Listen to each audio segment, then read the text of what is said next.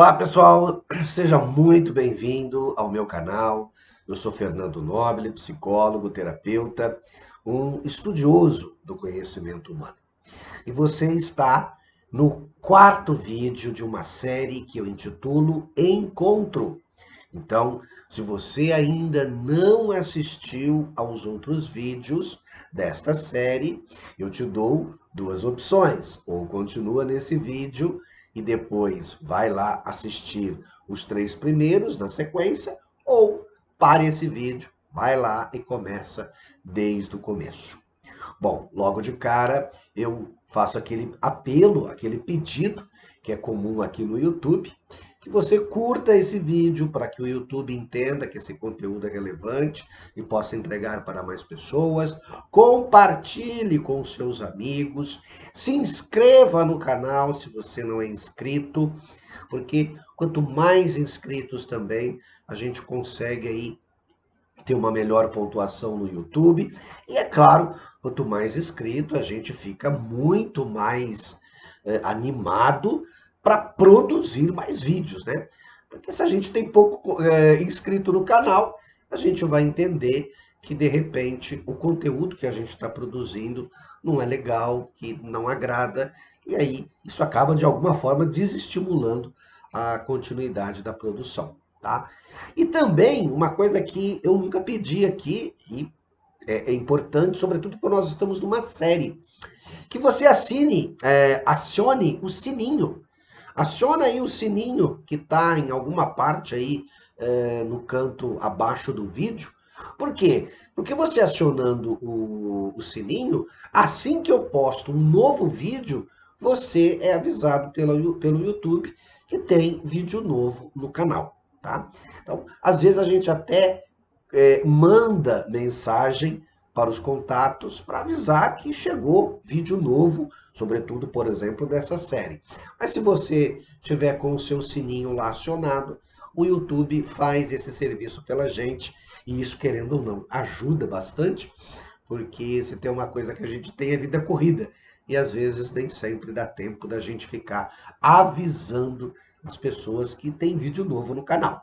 Tem aquele que está sempre de plantão no canal, procurando ver se tem coisa nova ali, conteúdo novo. Mas tem aquele que às vezes precisa ser lembrado, que pode ser o seu caso. Então, acione aí o sininho para ser notificado de vídeo novo, tá bom? Bom, sem mais demoras, vamos então ao quarto vídeo dessa série Encontro, que está trabalhando a questão do relacionamento, e eu estou ainda num momento de construção daquilo que vai levar o ser humano ao verdadeiro relacionamento. Nós, digamos, não entramos ainda de forma profunda nessa questão e as dificuldades e quais serão elas, tá? Nós primeiro estamos dando a você os elementos essenciais para que você possa entender os relacionamentos.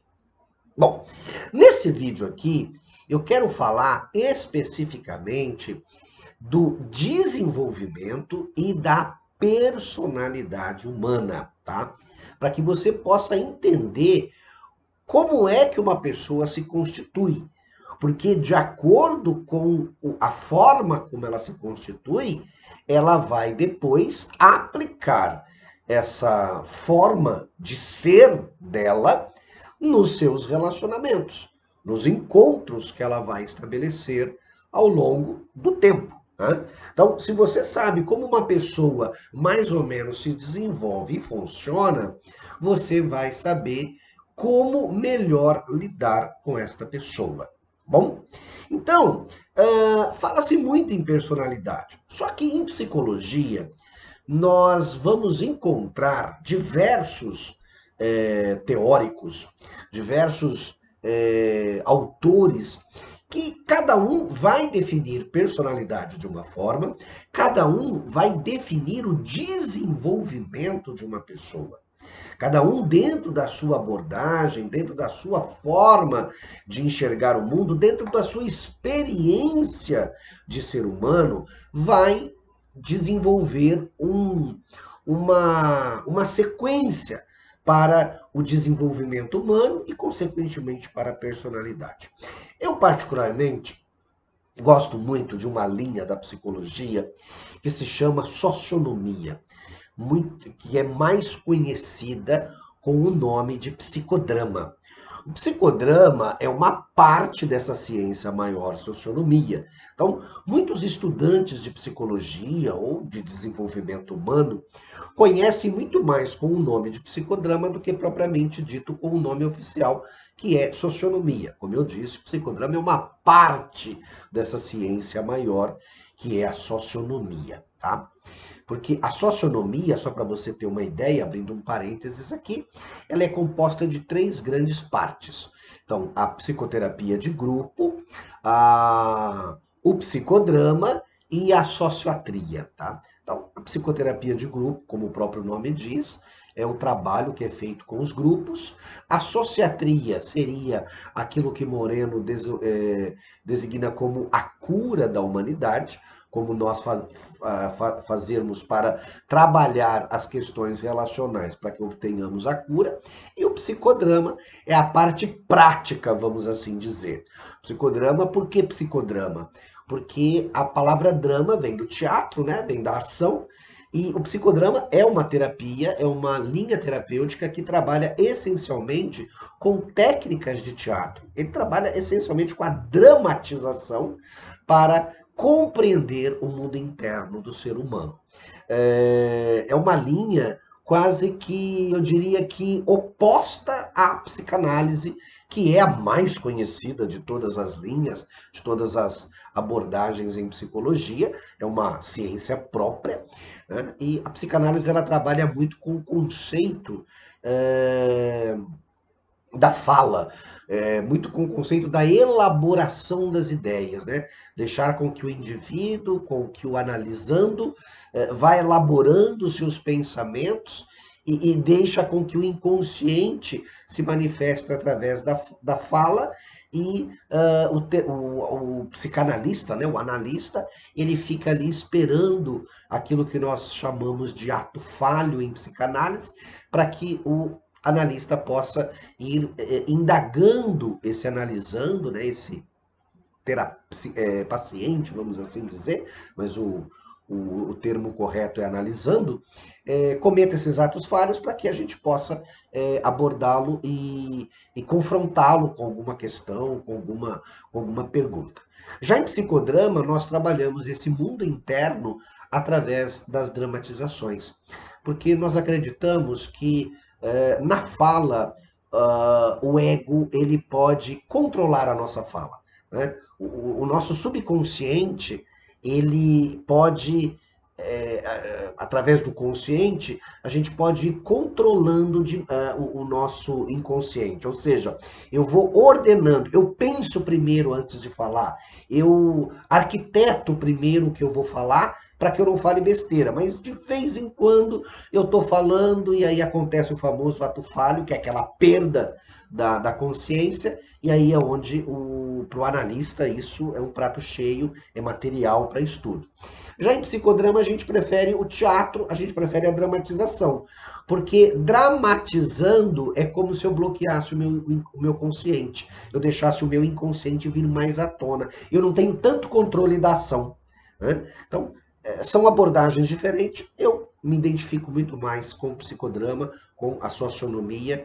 Eu entendo que a forma de trabalhar o mundo interno do paciente, do cliente, da pessoa que está fazendo o processo terapêutico, seja mais interessante e a gente consegue resultados muito mais positivos. Bom, o Moreno, ele não fala em personalidade. O Moreno, ele prefere falar em papéis. O que são papéis? Papéis são ações, né? Ou são, vamos assim dizer, rótulos que a pessoa vai assumindo no seu dia a dia. Assim como no teatro, né? Um ator, ele vai representar o papel X, Y, Z.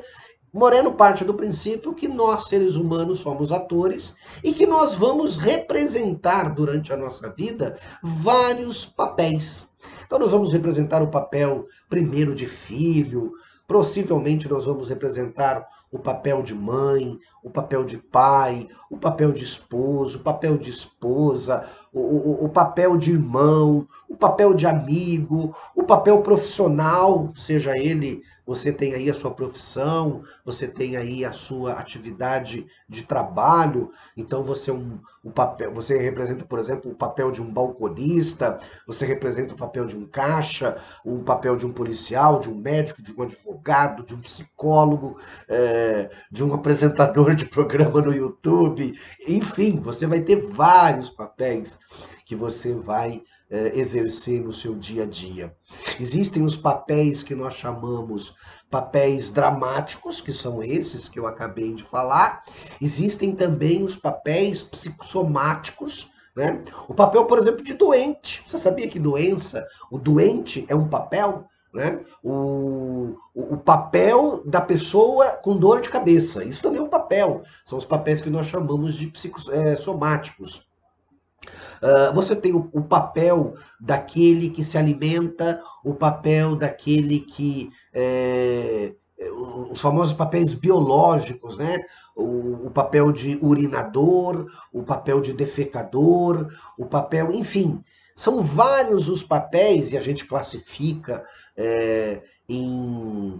Em papéis biológicos, em papéis somáticos, em papéis dramáticos, enfim, vários são os papéis, mas que aqui não nos interessa tanto falar desses papéis. Mas se você quer conhecer o indivíduo, se você quer saber quem é esse indivíduo, verifique e estude os papéis que ele desempenha. Então, em psicodrama, em socionomia, nós dizemos que o eu de uma pessoa é o resultado da soma dos papéis que essa pessoa exerce. Né? Então, se a gente pudesse falar em personalidade, coisa que normalmente em psicodrama nós não falamos, a personalidade eu diria que é a soma dos papéis vividos por um indivíduo. Cada papel que nós vamos vivendo e vamos adquirindo vai introduzindo em nós conceitos e elementos que vão fazendo o nosso eu, vai fazendo o nosso jeitão de ser. Então, o nosso jeitão de ser tem a ver com os papéis que a gente exerce. Por isso que eu falo, resumidamente falando assim agora, que se nós pegarmos um indivíduo e tirarmos todos os papéis que ele exerce. Então, digamos que ele vamos pegar uma pessoa do sexo masculino. Então, quais são os papéis que essa pessoa, por exemplo, pode vir a ter? Então, o primeiro papel, homem. Segundo papel, por exemplo, filho.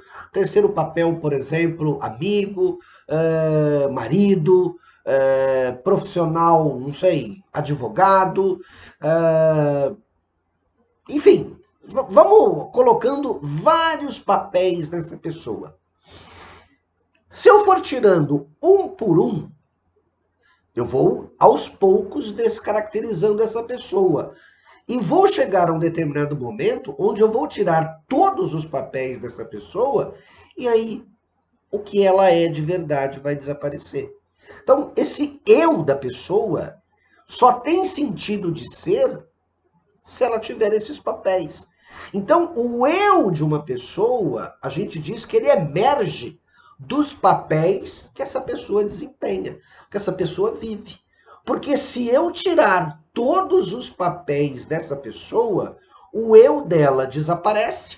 É como se esse indivíduo, esse corpo, fosse um corpo vegetativo. Embora o ser vegetativo é um papel dessa pessoa. Ou seja, é a execução de não papéis. Mas é como se eu tivesse apenas, se eu pudesse dizer que o corpo humano é uma máquina, eu tivesse uma máquina ali, inútil. Não funciona, porque ela não exerce papel nenhum. Presta atenção nisso. O eu de uma pessoa é o resultado dos papéis vividos por ela. Então, essa pessoa com quem eu vou me relacionar, com quem eu vou me encontrar, vamos assim dizer, ela é o que ela é de acordo com o número de papéis que ela exerce, ou com os modelos de papéis que ela exerce. Presta atenção nisso. Modelos de papéis que ela exerce. Modelos de papel significa o quê? Que essa pessoa exerce um papel que normalmente é modelado em alguém ou numa realidade. E nós vamos falar, se não no próximo vídeo ou no outro, que seria o quinto ou o sexto, nós vamos falar em realidade. Como é que nós interpretamos a realidade que está ao nosso redor, vamos assim dizer. Então, o papel que eu exerço, o modelo de papel que eu desempenho, muitas vezes ele está embasado nessa realidade que eu vivo, ou ele está modelado em papéis que eu conheço anteriormente. Nós vamos ver que a grande maioria de nós tem como primeiro modelo de papel a exercer os nossos pais, o nosso núcleo familiar. Então, eu sou muito o resultado do modelo de comportamento ou de papel da minha mãe, do meu pai e dos meus irmãos.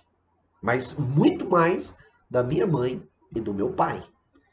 Nós somos resultados desse modelo. Então, o meu papel hoje como pai é muito em função do modelo que eu tive de pai. O meu papel de mãe, por exemplo, é muito em função do modelo de papel de mãe que eu tive. Isso vai influenciar no ser humano? Sim. Por isso que eu quis falar de personalidade e de desenvolvimento. Porque o meu desenvolvimento, o seu desenvolvimento, ele tem, eu diria, dois resultantes, ou ele é embasado em duas características básicas. Primeiro, eu sou resultado biológico.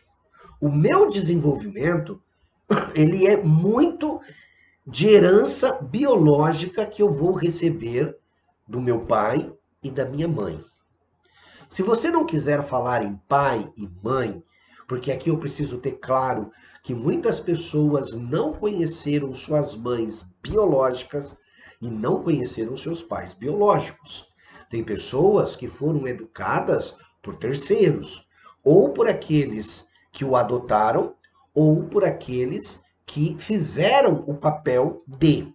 Mas veja, eu, você, cada ser humano tem uma potência biológica dentro de si, tem uma carga histórica biológica dentro de si, que é herdada do gameta masculino e do gameta feminino. Tá? Então, eu e você temos uma herança genética, queiramos ou não. E uma segunda herança é essa herança comportamental. Nós vamos herdar dos nossos progenitores, né, daqueles que nos geraram, nós vamos herdar também parte do comportamento que essas pessoas tiveram. Então, se eu fui educado por uma tia, por um tio, por um parente, ou eu fui adotado e fui educado por pais substitutos, né, pais adotivos, vamos assim dizer, aí eu tenho carga genética dos biológicos, mas terei uma herança em termos de comportamento, em termos de papéis a desenvolver, também desses que me adotaram. Porém, na minha carga genética irá vir aquilo que nós chamamos dos campos morfogenéticos ou morfológicos, tá? Que é um conceito da biologia onde herança dos meus ancestrais estarão dentro de mim. Olha como que nós estamos evoluindo nesse conhecimento e olha o quanto de, vamos assim dizer, complexidade tem a minha forma de ser. Às vezes a gente olha para as pessoas somente no aparente, ou analisa alguns pequenos comportamentos dela, ou se deixa levar por alguns comportamentos dela. E aí a gente está cometendo um equívoco muito grande. Muitas pessoas, e aqui eu já quero dar uma pincelada, sobretudo na questão relacionamento conjugal, se você soubesse analisar o teu parceiro, a tua parceira, aquele que você chama de namorado, aquele que se chama de namorada, se você soubesse analisar os comportamentos que a pessoa já vai apresentando logo de cara no relacionamento, ou os papéis que ela exerce e, por consequência, os comportamentos que ela vai tendo, você já teria um prenúncio do que mais ou menos é essa pessoa que está na sua frente. Às vezes, a gente fica preocupado muito com o glamour da coisa e se esquece de olhar a coisa em si, tá? Mas a gente vai aprofundar isso, a gente vai entrar isso lá para frente, tá? Ainda tá cedo para entrar aqui, mas aqui eu quis só fazer um parênteses e já te dar uma primeira dica, né? Porque senão a gente fala assim, pô, mas que tudo isso que ele está falando tem a ver com comportamento, com relacionamentos? Tem tudo a ver, porque o que a gente vai ver lá na frente é base construída aqui. E se eu não construir bem essa base com vocês, vocês não vão entender o porquê de certos comportamentos, certas reações lá na frente. Tá? Então, o eu de uma pessoa, se eu pudesse chamar de essência, o que é essa essência? O que é esse eu? É a soma de todos os papéis que essa pessoa vive ou desempenha no seu dia a dia, tá? Um papel vai somando-se ao outro e vai dando esse eu, vai dando isso que nós chamaríamos então de personalidade. É a soma de todos os papéis vividos por uma pessoa, tá? Por um indivíduo. Bom, e como é que essa pessoa, então, desde que nasce, como é que ela vai se desenvolver? Bom, nós precisamos entender primeiro que a partir do momento da concepção, né, a partir do momento que a gravidez acontece, que um feto se instala no útero de uma mulher, ali já começa todo um desenvolvimento. Mas eu não vou entrar nessa questão da psicologia pré-natal, perinatal, onde esse feto já vai adquirindo toda uma consciência dele e de tudo aquilo que está à volta dele. Tá? O feto ele vai sentir todo o ambiente externo através daquilo que a genitora, né, daquela que está gerando, vai transmitir para ele. Então, aqui eu poderia fazer um vídeo só à parte explicando como é que uma mãe deveria viver uma gestação de forma mais saudável possível. Mas não é o nosso objetivo aqui. Mas lembre-se que uma boa gestação também vai produzir um bom indivíduo futuramente. Quando uma criança nasce, ela vai se desenvolver ao longo da vida. E aí, cada linha, de novo falando, cada teórico do desenvolvimento humano, da psicologia, vai enxergar esse desenvolvimento de uma forma, vai explicar esse desenvolvimento de uma forma, tá? E aí tem muito a ver com a linha de pesquisa desse observador ou desse teórico, né? Então, por exemplo, Piaget, um teórico muito conhecido na área da educação, ele vai dar um norte para esse desenvolvimento, ele vai partir por uma linha. Mas qual que é a linha dele? É uma linha organicista, né? A gente fala que o Piaget é um construtivista, mas eu sempre dizia para os meus alunos, quando eu dava aula de psicologia da educação, sobretudo nos cursos de pedagogia, para mim, Piaget é um organicista, não um construtivista. Mas, teoricamente, ele é aceito como construtivista, então vamos ficar, por exemplo, primeiro com essa informação. Henri Vallon já vai olhar para o desenvolvimento e ele vai explicar o desenvolvimento de uma outra, por uma outra ótica, assim como Levi Vygotsky, Erik Erikson, Freud na psicanálise, enfim, cada um desses teóricos vai mostrar o desenvolvimento humano de acordo com uma visão e de acordo com o foco. Vai muito da linha que a pessoa pesquisava, vai muito da linha que a pessoa desenvolvia. Eu aqui vou falar de uma forma mais geral, e é claro, vou puxar a sardinha para a linha que eu tenho mais conhecimento, para a linha que eu tenho mais formação, que é a socionomia, que é o psicodrama, que é a linha que eu depois fui fazer formação depois da minha graduação em psicologia, tá? A socionomia mostra de uma forma bem didática como é que o ser humano se desenvolve. Então, às vezes a gente fica preocupado aí com a questão cerebral, com a questão intelectual. Eu gosto de olhar o ser humano num todo. Eu gosto de ter uma visão mais macro, mais holística do ser humano. E o Moreno me parece que tem essa visão holística, né? Essa visão mais humana do ser humano. Então, no primeiro momento, a criança, né, o bebê, ele não diferencia ele do outro. Né? Ele e o outro é tudo a mesma coisa. Parece que é como se que o mundo fosse uma extensão dele. Tudo é ele. É a máxima da identificação, se a gente pudesse usar uma terminologia cabalística aqui agora, né? Se eu estivesse falando com vocês de Cabalá, é o máximo da identificação com o todo. Porque eu e o todo somos um. E se nós partirmos dessa premissa da Cabalá, até mesmo do conhecimento universal, nós e o universo somos a mesma coisa. Nós somos uma partícula do universo. Mas eu contenho o universo dentro de mim. Então, não há diferenciação entre eu e o outro.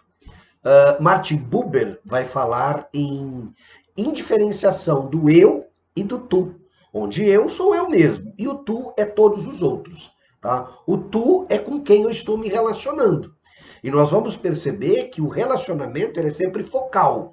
É eu em relação a algo. É eu em relação a alguém. Então, se eu estou me relacionando com o meu pai, o tu é meu pai. Se eu estou me relacionando com a minha mãe, o tu é minha mãe. Se é com o meu esposo, com a minha esposa, com o meu filho, o tu é um desses aí com quem eu estou me relacionando. Tá? Então, no primeiro momento, a criança não diferencia o mundo dela. Ela e o mundo é a mesma coisa. Tá? Já num segundo momento, é o contrário. Num segundo momento, a criança já não vê mais ela só vê o outro. É como se ela não existisse nesse momento, só existisse o outro. O outro é que é importante para ela. O tu é importante. É como se o eu, nesse momento, desaparecesse. Porque ela não vê mais ela só vê os outros. Por quê? Na verdade, quando ela começa a enxergar, ela só enxerga as coisas. Então, ela só enxerga a mãe, ela só enxerga, por exemplo, o pai, se ela tiver irmãos, os irmãos, e os objetos do mundo. Então, é como se ela não se visse. Então, ela não dá mais importância para ela só dá importância para as coisas que ela vê, para as coisas que ela admira. Né?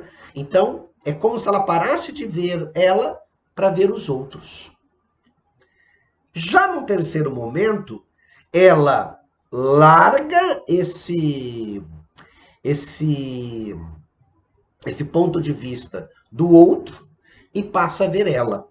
Aqui é como se fosse o máximo do egoísmo.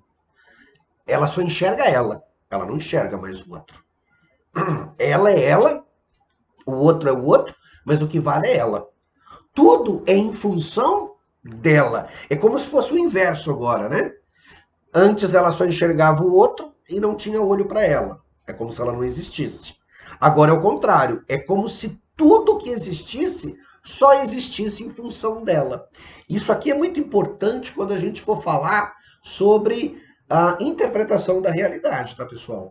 Guarda essa informação.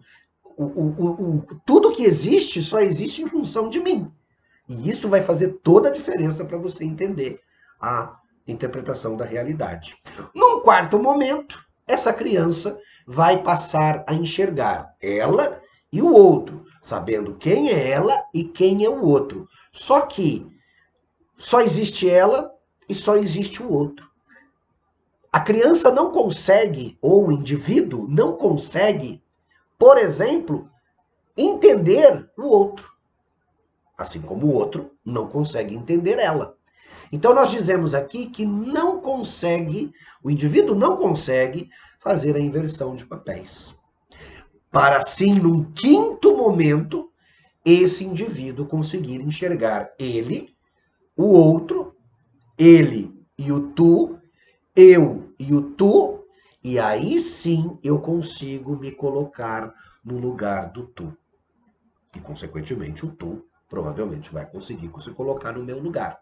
Então, em linhas gerais, é assim que todo ser humano se desenvolve na visão da socionomia, e é uma visão que eu concordo, tá? É uma visão que eu defendo, é uma visão que eu pratico. Então, num primeiro momento, não há diferenciação, existe uma indiferenciação entre eu e tu. Num segundo momento, só existe tu e não existe mais eu. É como se o tu, eu só existo porque existe o tu. Num terceiro momento, tudo que existe só existe em função de mim, é o contrário. Num quarto momento, eu já reconheço que existe o eu e o tu, mas eu ainda não consigo me colocar no lugar do tu. Para, num último momento, sim, fazer a famosa inversão de papéis. Falando em inversão de papéis, há pessoas que têm muita dificuldade de entender o que é essa tal de inversão de papéis. O Moreno tem um poema que eu gosto muito, e o poema se chama O Encontro. Assim, eu não vou lembrar as palavras direitinho, porque, de novo, eu não fiz colinha para isso, tá?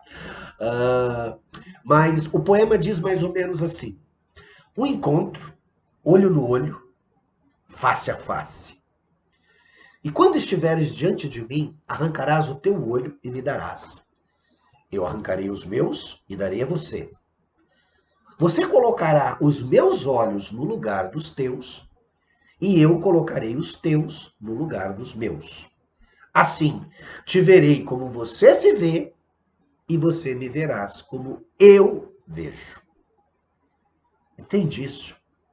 A verdadeira inversão de papéis é aquela que eu enxergo o outro de acordo com a forma que o outro se enxerga.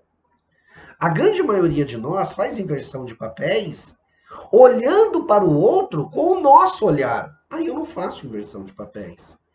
Me colocar no lugar do outro, mas olhando para a situação como eu olharia, isso não é inversão de papéis. Eu só vou sentir o outro de verdade, por isso que o Moreno fala que somente na quinta fase é que eu consigo fazer inversão. Eu só vou entender a realidade que o outro entende se eu passar a olhar com o olhar dele. E aí sim, interpretar o mundo como ele interpreta. Você está compreendendo como é que a coisa vai evoluir? Você já está começando a perceber que o relacionamento, ou aquela frase que você já deve ter ouvido, inclusive acho que é até título de livro, A Difícil Arte do Relacionamento. Você já percebeu o quanto é difícil um relacionamento? Que o relacionamento não é simplesmente você abrir mão de certas coisas, que é você se dar bem com as outras pessoas, aceitar simplesmente como as pessoas são. Isso faz parte, mas é muito mais complexo, é muito mais detalhado, é muito mais profundo. Então, eu preciso introduzir vocês nesses assuntos para que vocês possam, daqui para frente, entender melhor toda essa questão. Então, espero que tenha ficado claro para você a personalidade e como que um indivíduo se desenvolve. Claro que a gente vai falar de outras formas a respeito desse conteúdo, mas aqui eu queria trazer mais uma visão profunda da psicologia com relação a esse assunto. Lembre-se, terapia é vida. Bora viver?